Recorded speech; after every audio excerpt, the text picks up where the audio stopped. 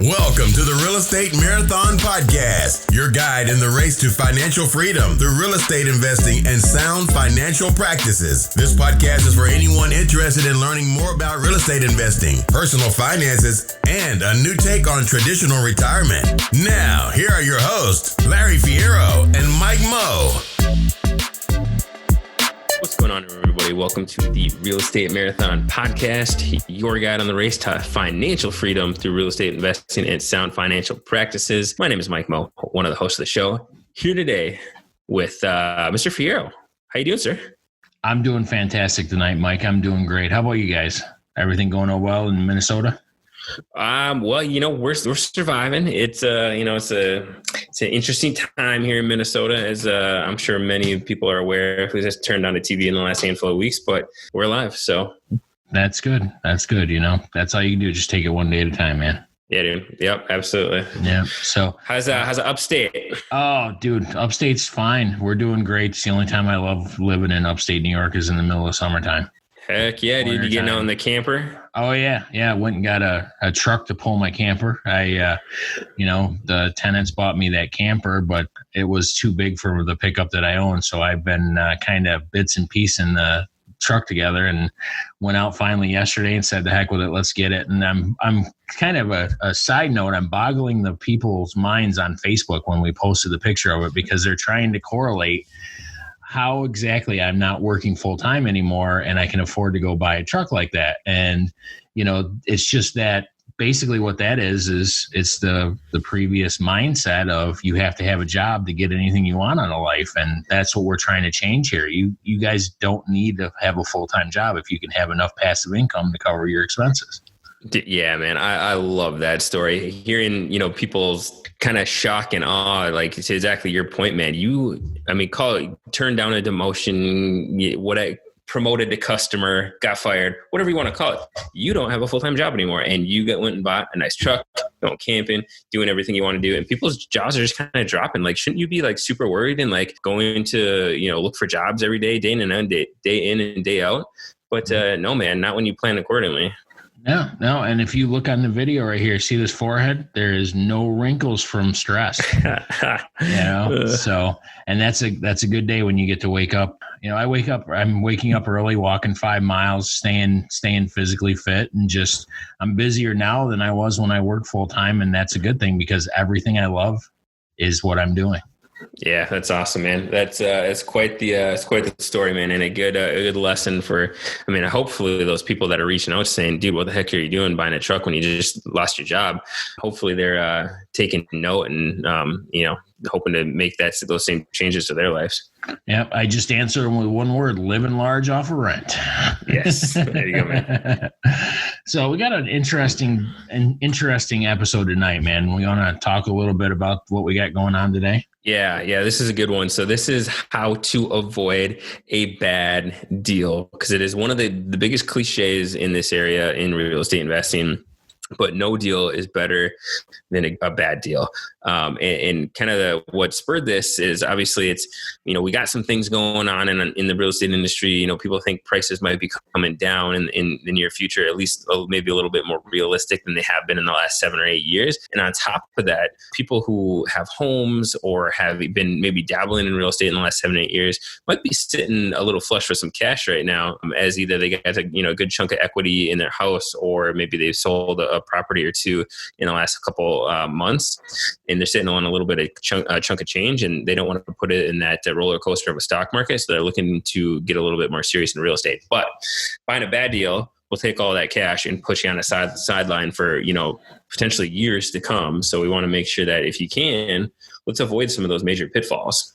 Yeah, and I think with everything that's been going on with the coronavirus, and now we've got the new turmoil with riots and things like that, we just don't know what the market is going to end up doing for probably the next 3 to 5 months. I think people are out there, they're not sure where the market's going, and you just got to make sure that you're doing all of your underwriting, things like that. You got to be super cautious, make sure you're making good choices, and hopefully after 4 or 5 months, we'll see where things are going to land.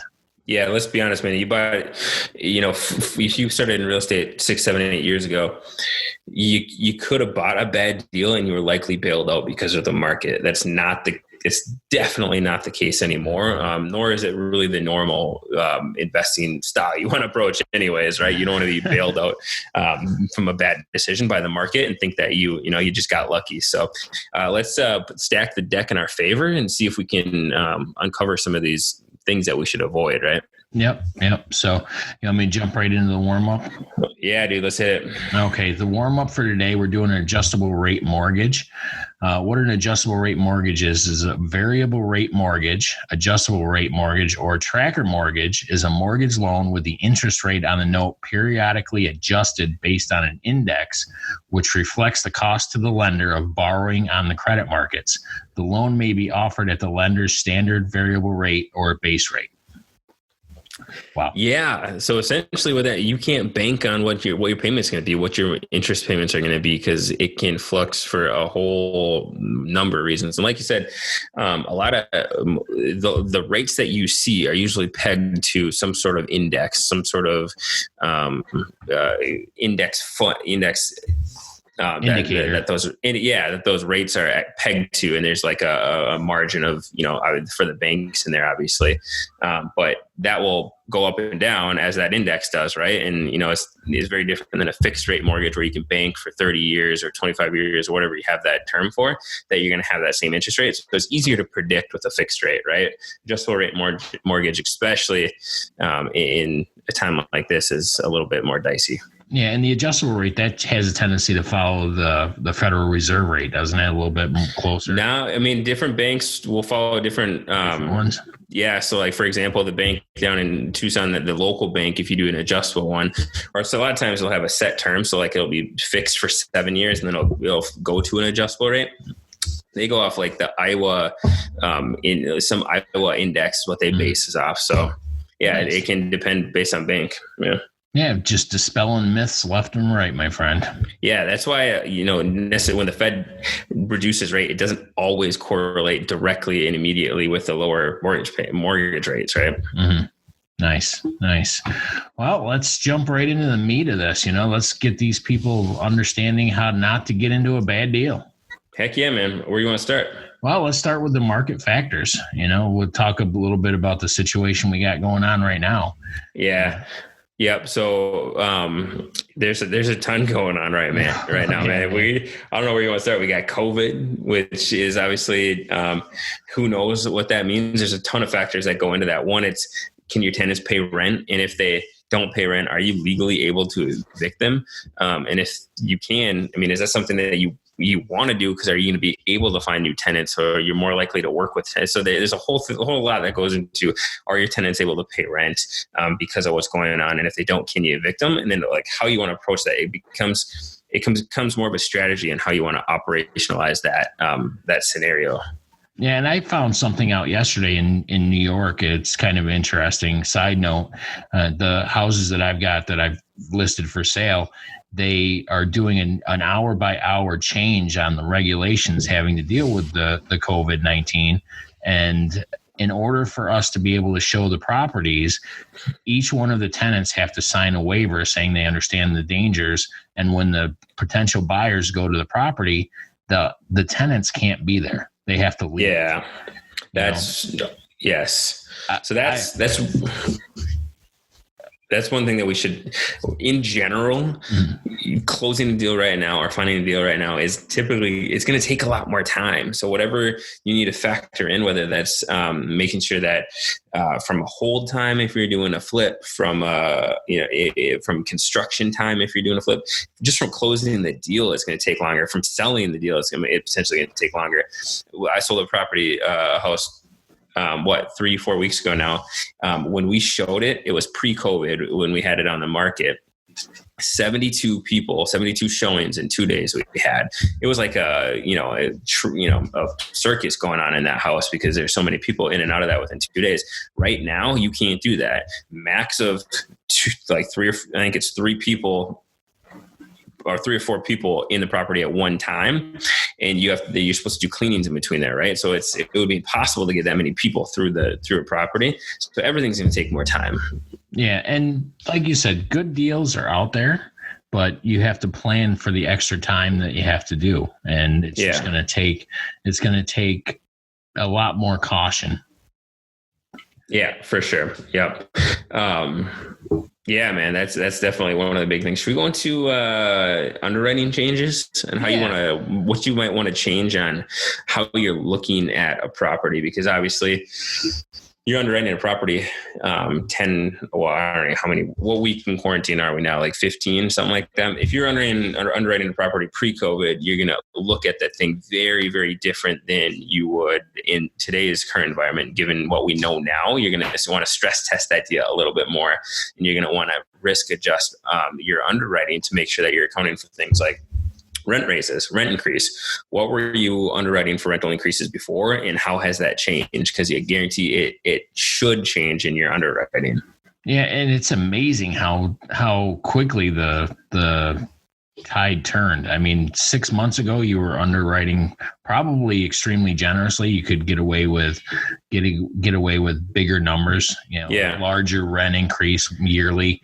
And now I know a lot of people that are underwriting their deals at 0 rent increase for at least the first year, if not the second and third as well, because you just don't know where this is going to end up falling at the end of it. Yeah, for sure, man. I mean, people are worried about collections in general right now at the rents that they're at, let alone trying to increase rent. And really, do you want to be that person who's raising rent in the light of what's going on right now with people's hardships that are going on? Likely not, right? And especially when the tenants have kind of, in a lot of cases, in for a good reason, have more power to not pay rent, and without any really backlash with that, without any really risk to them at this point in time. Most areas you can't evict. So if they don't pay the rent, they know there's not an issue to them, right? There's no really nothing you can do. Yeah. Now, not paying rent doesn't mean that they don't owe the rent, though. That's the caveat for a lot of tenants. Is these tenants are being told by these governors, or my New York governor is one of them, and he's telling people that they don't have to pay rent. They're putting a moratorium on rent. Well, now the tenants that I've got, most of my tenants have been paying on time. I've got a couple of people struggling, but they know that at the end of this 3 month, because we can actually evict in August, and I've already talked to my attorney, and I'm not saying that I'm going to evict them, but he did let me know that they will owe those 3 months of back rent when it comes due. So when you get down to there, and like you said, you don't really want to evict a tenant if they're a decent tenant before this, because they're going to get back to that point. But you have to temper that with how long can you go without cash to pay your bills. Yeah. And the point, kind of how we got down this rabbit hole is you don't want to try to raise rents into this because of obviously this situation we got going on right now. Right. Because to your point, some tenants might just say, well, raise rent. So screw you. I'm not going to pay rent. And then to your point, 3 months later, they got a big rent bill and you evict them and they bounce, and you can't really, you'll have a very difficult time collecting that from them. Right. So I would just be cautious about underwriting large rental increases into your analysis right now, and potentially be waiting until end of year 1, potentially year 2 to act on any large value add strategies. So if you're going in and rehabbing things and raising the rents, I would potentially wait until that year 2 to start realizing some of those gains from that value add property strategy for a number of reasons that we just talked about. One, because it's hard to raise rent in this environment, and 2, it's also hard to coordinate the contractors and things like that you have going on right now. Because to your point, man, if you need to renovate a property, it just takes more time. If there's people in there, you got to get obviously get them out, and you coordinate appropriately. So yeah, and one of the big things, no matter what you use for underwriting, you have to underwrite all these properties. You really want to risk adjust that underwriting for every single factor that you're using to determine whether it's a good deal, because it's a new world right now. Until we can get back to a normal market that we're used to for the last, like you said, 7 or 8 years, we're in territory that actually resembles closer to 2008. I mean, it's not all the way at that point yet, but I have a feeling you're going to find out in the next 4 or 5 months if it's going to get to over the 2008 levels.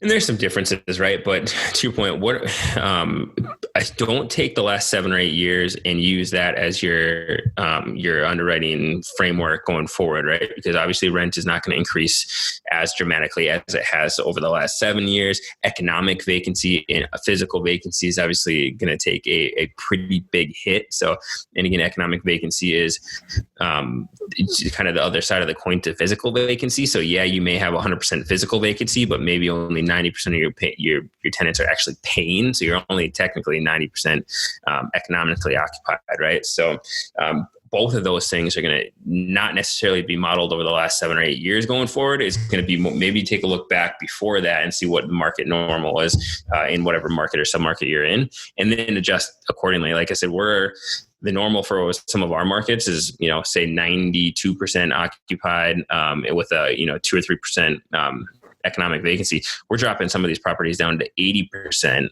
economic occupancy just to stress test it and just to make sure if that happens, we can still pay the bills. Yeah, and you have to find that minimum number of occupancy that you have to cover your bills, because if you can't cover your bills at 80%, and that's a low occupancy, but with the amount of unemployment coming up and the amount of problems people are having with the COVID and all the other stuff, that's a pretty fair number is 80%. But yeah, I mean, oh, for sure. Because you might, like I said, you might be 100% occupied, but think of the industries that are completely shut down right now. Think of our C-class properties that house a lot of retail and a lot of hospitality, restaurants. Those industries are completely shut down in a lot of markets right now. So those people aren't collecting checks. So yeah, they might be living there, but you think they're going to be able to consistently pay rent if this thing continues? So you certainly want to factor that in. Yeah, you just want to cover your bases, because if you overestimate, now is not a good time to overestimate, because absolutely could get right into a bad deal when you're pie in the sky numbers. Yeah, and depending on your financing, it might get you right into losing the property, right? You might be giving it back to the bank a lot quicker than you thought. And if you're raising capital on this, you're going to have some seriously disappointed investors if you're underwriting, incorrectly in these times. Yeah, and disappointed investors is not a good way to conduct business, because they're the ones that are supposed to be helping you with their other people's money. So. Yeah. Yep. And then, like I said, it could take you out of the game for a long time. And depending on the financing, it might take you, if you, on some of the loan products, if you give back a product or you give back a property based on performance, it can hurt you for a very, very, very long time to come. Yeah. And you have to pay attention also when you're looking at markets. This is another key point, is the rent defaults that could happen in a market. You have to, when you're deciding out what market you want to go to, you generally look at the job growth and that sort of thing. Well, right now you want to look at the number of unemployment. I mean, you want to check and make sure that it isn't a large percentage of hospitality. And just make sure that, given the unemployment rate, that you're just factoring in the possibility for larger rent defaults. Yeah, for sure. So to recap, we kind of rambled a little bit there, but you want to make sure you're careful on your rent increases. You're careful on your value add strategy to make sure you're not banking on a huge rental increase. And then, like you said, man, make sure that you're looking at who your tenant base. Can they pay? What industry are they primarily working in? C-class, B-class, and A-class properties will have very different tenant base. So for an A-class property right now, they might be sitting all right now, because a lot of those workers might be tech jobs or might be positions that can work remote and maybe aren't impacted, right? So, but just know your tenant base and know your industries that they're working for and how they might be impacted by what we're going through. And like you said, that's one of the things that's kind of different than a normal market downturn. Is usually in a market economic downturn, the Class A apartments are the ones that get hit the hardest because of the amount of rent per month and that sort of thing. And that usually people are moving out of Class A's, they're moving towards the Class B's, Class C's. But nowadays, with everything with the coronavirus, the Class A's are actually doing well, and the Class C's are the ones getting hit hardest. Yeah. Yep. And the other thing that you want to kind of watch out for, just be cognizant of, is the housing prices. Because if you have, to your point, Larry, those Class A apartments, and some of those are obviously the top tier rents, and a lot of areas are bumping up against, or sometimes more expensive than what it would cost to own in those areas. So some people, as your rent gets close to what it would cost to own in the same area, people start to make that jump from being a renter to being an owner. And in some cases that doesn't work, in lower C class areas. It's not necessarily about the monthly payment. It's about, the down payment and about the credit and things along those lines. So there's a lot more than just the prices, but certainly something you want to be cognizant of as you're competing against people moving from renters to owners. Yeah. And one of the other factors that you have to underwrite is the financing for the properties. I mean, right now, financing is even more difficult to obtain. You're looking at a larger or smaller loan to value for financing. You're gonna pay more for the money. They're not going to give you as much money towards the purchase, so you'll have to come up with larger down payments, larger cash reserves to get you through, and it just becomes a real challenge. And you have to make sure that you got all your bases covered there, because if you're paying more in interest for the money, that means it's just going to increase your monthly expenses, and that's one of those things you have to factor in your underwriting. Yeah. Yep. And to your point, man, you might have been not had a concern in your mind about getting approved for an investment loan, pre-COVID, and now the banks are looking at things a lot differently, right? Like they're protecting their investors and their loans that they're giving out by scrutinizing things a little bit more, right? And this will vary dramatically depending on what type of property you're looking at. If you're looking at a 1 through 4, if you're looking at 5 units and up. Obviously that'll change dramatically, but one of the things that we've seen, we've been running into, just like everybody else who's looking at larger properties, is the reserves that you mentioned. And some of these banks now are requiring 12 months of principal and interest just to be held basically in dead in an account, in an escrow account that they get to hold on to and make sure that you're performing. And then at the end of that year, they'll give it back to you. Well, that's a ton of money. I mean, that's hundreds of thousands of dollars in some of these larger properties, right? That you essentially have to raise on top of this or bring to the table on top of this, that just sits dead in an escrow account that you cannot do anything with for 12 months. It's a huge change to your underwriting. Yeah. And that money does sit there and it can be used in an emergency situation, but you don't want to touch it. You want to make sure that it's there to cover, like you said, the reserves for the entire property. And yeah, man. So these lenders, these can't be pulled over or anything. This is not an emergency. They put this in escrow and they disperse it after 12 months. So you got to raise on top of your capital reserves and your rainy day fund this extra 12 months. And now they've lightened it up a little bit over the last few weeks to 9 months, but it's a pretty tight lock on that money. Yeah. I mean, it's a windfall after 9 months, but man, it's a real bear to get built up at the beginning. So, oh yeah. Yep. Especially depending on the property size, but. Oh yeah. Yeah. Now value add properties is another one that you have to pay attention to. Like we had talked about a little bit earlier, you want to try and concentrate on value add properties, but you have to pay attention to how much of a rent increase you're actually going to get from the value add. So now is probably not the best time to go in and redo all the kitchens and expect a $500 rent increase. Right. It's not something that's going to happen. Yeah. When you mean you'll likely get that, but when, right? Like when are you going to get that rent increase? When can you realize that? And the other side of it, just like we were talking about at the beginning of this, timing, right? Like how long is it going to take you to do these rehabs? And if you're doing a flip, especially if you're thinking about doing a value add and either doing a flip or a refinance, taking on large projects at this point in the cycle is a little bit more risky as well, because you're buying it, at whatever we're at right now. And then if it's a 9-month project, say this is a huge, gut job on a property, and it's going to take you 6 to 9 months. It's a lot of holding time for one, but two, at this point in time where we're at, you don't know where we're going to be at 9 months. And that's a pretty risky thing to do at this point in the game. So you just really want to be careful on your holding time and the size of the projects and when you can actually realize the value add. A 9-month holding time could take a $500 rent increase for remodeling a kitchen and turn it into $100. And at that point, after 9 months, you're like, I'm already committed. Yeah, your return on your investment there is just not panning out properly. So just be careful on that. And maybe not as dicey on like the long-term holds, but we see this a lot with people on flips right now. People who are going underwater on flips because of being a little bit longer in the hold time and not knowing what's going to happen on the other side of that. So it doesn't take long for those holding costs to turn it into a negative profit. And especially when you don't know where the market's going to be, you're calculating your ARV or your after repair value based on what you know now. And in 6 months, a lot of things changes in 6 months. It does. So just be careful on that stuff. So, and when you're factoring, like you said, when you're doing the ROI, just make sure you're conservative. Yeah. I mean, everything we just talked about is a bunch of different ways of being conservative, right? Looking for making sure that you're not over calculating your rental increases and things like that.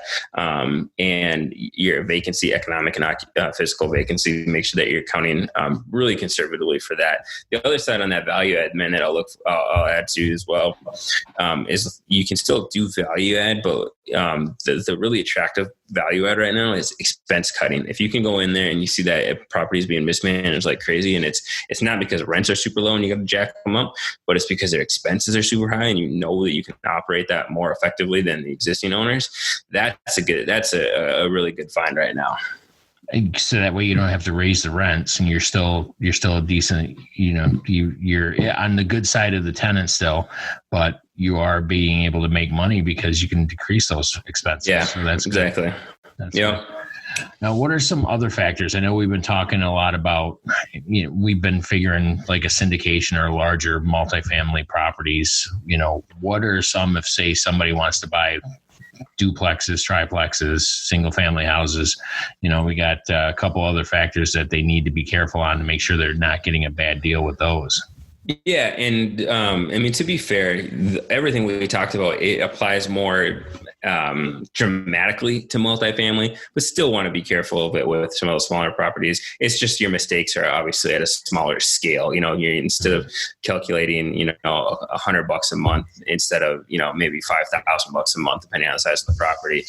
Your misses are a little bit smaller, but yeah, dude, going back to like some of the basics, like we've talked about, I think a handful of times on the show in length on some of these episodes, but inspections and due diligence now becomes more important than ever. Because like we touched on earlier, you could buy a bad deal, 4 or 5 years ago, and your market just kind of saved you. Market saved my deal, that first duplex I bought and dumped, $15,000 into it essentially the first 2-3 weeks that I owned it, and then sold it 9 months later for, $45,000 profit. That was saved because of a good market, right? It wasn't because I was a good, that was a bad deal that I bought, missed out on some things on the due diligence, so was saved by a bad market. So due diligence now is way more important than I think it ever has been. Yeah, a good market can cure a lot of ills. Yeah, well, it can make every investor look like a freaking genius, right? Yep. So it's you definitely want to, going into this market, you want to make sure that you are crossing your T's and dotting your I's, and the inspection, man, because that inspection and that due diligence really save your butt from having to fork out a lot of cash later on the road. So things like the major things, foundations and water damage and HVAC and things like that. Not only can it save you, roofing, huge. Yeah. Not only can it save you now, but it can give you a lot of leverage. So the buyers right now might not want to put this thing back on the market, knowing what they got to go through with COVID, having to do these cleanings, only limited so many people in the house. So they may be more willing to work with you if you find those things and bring them to the table. So use them in your favor as leverage in the negotiations. Yep. And you're preventing, a lot of things, like you said, the money pits. So yeah, market analysis that you won't be billed out on. That's correct. Watch out for those octopus boilers. Dude, yeah. Gravity furnaces are a pain. The market analysis, we did a couple of episodes early on in the podcast on how to go about doing the market analysis for, figuring your tenant base's income, the industry, the job growth, driving the areas to make sure you find good neighborhoods and that sort of thing. And that's even more important. And it's always important, but it's very important now that you be conservative and make sure that you're paying super close attention to these factors, because if you get a project in a bad neighborhood, you could easily not have an exit plan at that point, and you'd be stuck with this property that you can't unload. I mean, you can't get rid of it. And you have to really think about your exit plan for any of these projects that you're buying. How are you going to get your money out of it? Yeah, for sure. You always want to start with that end in mind. And, we talked about looking at the tenant base, the income in the industry, and what makes up that sub-market, not just the market, right? So if you're looking at, to your point, Tampa, right? Like that's a big market that you're looking at. Tucson is a big market. Minneapolis, huge market. But there's sub-markets in there that you want to be really, really granular on, knowing what those tenant base, where they work, how much they make, the average income, things like that, to make sure you feel confident with that. And you can look at it with the lens of what we're going through right now. 3 months ago, $35,000 annual income for, the areas that I'm investing in isn't bad, because the rents again are only $725, $750. They can peak in the mid $8s, in a lot of areas. So that's affordable for those incomes. But those tenant bases are a lot, like I said, hospitality in the service industry. So we want to be careful to make sure that we're looking at that from the COVID lens. Student housing right now is another big one. If you have a huge student housing base or a student housing model, this might dramatically change student housing going forward. Because how does online learning, how much of a front seat does online learning take going forward, when people don't need to be necessarily housed right next to the university anymore? Because a lot of people jump to the online distance learning.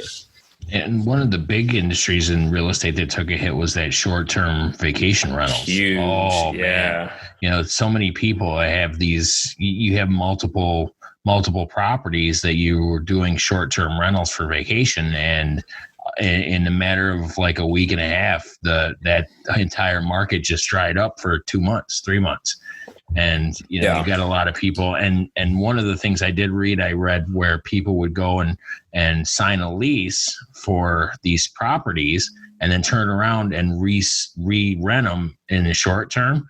And when the short-term renters stop coming in, they're still on the hook for that lease. Oh, yeah. And a lot of people are declaring bankruptcy and just going out of business. So it's easy to get caught up in something like that. And then the factors that can end a run like that are very small, as we can see. Oh my gosh, man. And I wasn't a big fan of short-term rentals anyways, even though I got a little bit of soft spot for them, because that's what started me kind of diving into real estate. But, the other side of that is the legislation and down to the city can make an ordinance change and that completely screw your whole business plan. But yeah, short-term rentals definitely took a dive with what we got going on right now. So you always want to look at it like, at least for a short-term rental, if you can make it work as a long-term rental, that's the only way I would do it. For short term, if the numbers make sense as a long term, so if it push comes to shove, you can rent it out on an annual basis and still making decent money. But yeah, those things took a huge hit. Yeah, your plan B at the long-term rentals has to be in place too. And like you said, if you got a plan A and a plan B and you can make money on both of them, then it might not be a bad idea. But if you don't have a plan B, then you're really sticking your neck out there. Yeah. A lot of people buy property without an exit strategy. You need an exit strategy for one, but if you can have two exit strategies that work, even better, right? Just painting yourself a couple more options if you need to exit is always a good thing. Yeah. And then the next thing here is near and dear to my heart, the deal in PSA structures, the creative financing. As you know, I'm going to be doing a presentation for the Multifamily Investor Nation June 13th at 10 o'clock in the morning, talking about owner financing. And for me, this is near and dear because my entire portfolio was purchased using owner financing. And what that is going to become more prevalent and more important these days because of the fact that banks are being super cautious on their lending criteria, and you want to be able to continue to make these purchases, and creative financing, owner financing, that sort of thing is a good way to make up the difference from what the banks are not lending. So that's something that you can always look into for just about any project that's out there. And you know, you got to get used to being told no, but once you get, once you find those few people that'll work with you, then, you know, you don't even need to talk to the banks. Yeah, man. Creative financing is what can really set you apart, especially in a down market, because when the banks say no, most people go take their chips and go home, right? Mm-hmm. But if the banks say no, and you can still find a way to finance and close that property, whether it be through owner financing, like, you know, like the back of your hand, or if it's through subject to, or some other like lease option, some other creative option that most, 98% of investors don't think about, it can be a huge thing that sets you apart, especially in, a market where banks are not lending as easily as they used to, right? So huge thing to make sure that you're very, very cognizant of. Some of these homeowners, some of these property owners have real problems going on, and they need to get rid of and offload some of these properties. And if you can come in with a creative financing answer for them, you could be their hero, basically. And that's one of the things you really need to keep that in the back of your mind for every deal. See if there's a way you can structure it that might work for everybody involved. So. Heck yeah. Yeah. This next one, contingencies are your friends. That's man. And go ahead. That's important, because that's one of the things that will allow you to have, we'll say, a parachute or a safety net.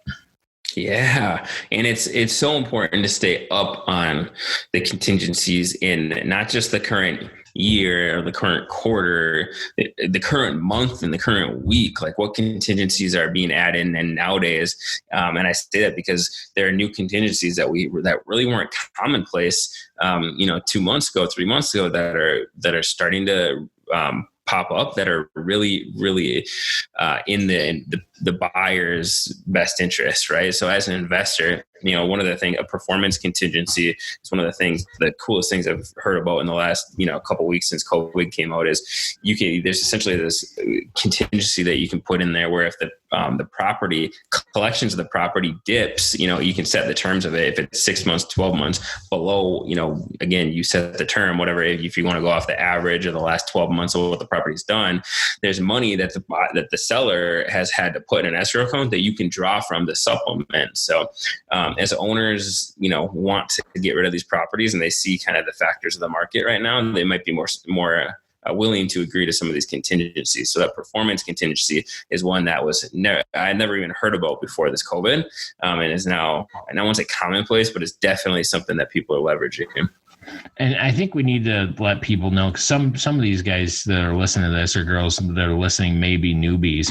And basically what a contingency is it's a specific thing that's put in the contract that if something happens and you're able to get out of the contract, if, like you said, the performance, if it doesn't meet a certain collection for rent, or the expenses dip below a certain number or above a certain number, then you have the option of actually getting out of the contract. So that's all a contingency is. Yeah. Just an out for whatever terms of the contingency. It gives you a way to back out of it. And obviously the more you can stack in those, because you want to have a way out till the day you sign, if possible, because you want to be making your decision on the most up-to-date information. If something changes in that 11th hour, it's great to have some options to get out of it, if you need to, right? So some of the common ones, man, that especially, anybody who's bought a home, even a personal home, has dealt with contingencies, things like inspection contingency. So you got a full property inspection and you usually have 7 days to either walk away or bring it to negotiate things on 7 to 10 days to negotiate things like that. Financing contingency is another big one. If you financing falls through, you have the ability to walk out, without any recourse. So. Yeah, and like you said, the closing extension is another one I like, because if something happens that delays closing, you don't have to close on a set day. You may be able to have a contingency in there that gives you an extension. Yeah, for sure. And in the larger properties, that avoids you, if you miss your closing date, typically you have money that is gone hard, or, you know, money that you can't get back at that point in time. So having those extensions in there are huge. It is save you a lot of money in the long run. Yeah. So. Yeah, for sure. Wow. So that was a pretty good episode, you know, just trying to help people be cognizant of the different factors that go into buying a good deal, make sure they're paying super attention to not buying a bad deal. Yeah. And staying fresh on it, man. I think that's one of the biggest things that I've learned over the last, I don't know, like I said, 2 months or 2.5 months that this thing has been going on is you really got to have your ear on the market and know what is changing so that you can change either ahead of it or at least with it, right? Because buying a property 6 months ago and buying a property now has changed dramatically. And if you haven't been paying attention, you might be at a disadvantage in that transaction. So. Absolutely. It can go from a bad to a worse situation if you're not paying attention. Yeah, for sure. And especially people looking to get into their, you know, the first deal or two now. You don't want to buy a bad deal that puts you on the sideline for a while, because I think, like we've talked about, I think there's going to be some opportunities coming up this year that you definitely want to be in the market and in the game for. Yeah, you got to get your ducks in a row so you're ready to strike and make some decent cash. And once you get positioned, you know, it's just a matter of finding that right deal. Yeah, man, absolutely. So, well, that's everything I've got for these nice folks today. Mike, how about you? That's it for me, man. So thank you guys for tuning in to another episode of the Real Estate Marathon Podcast. We'll see you next time. Take care, guys.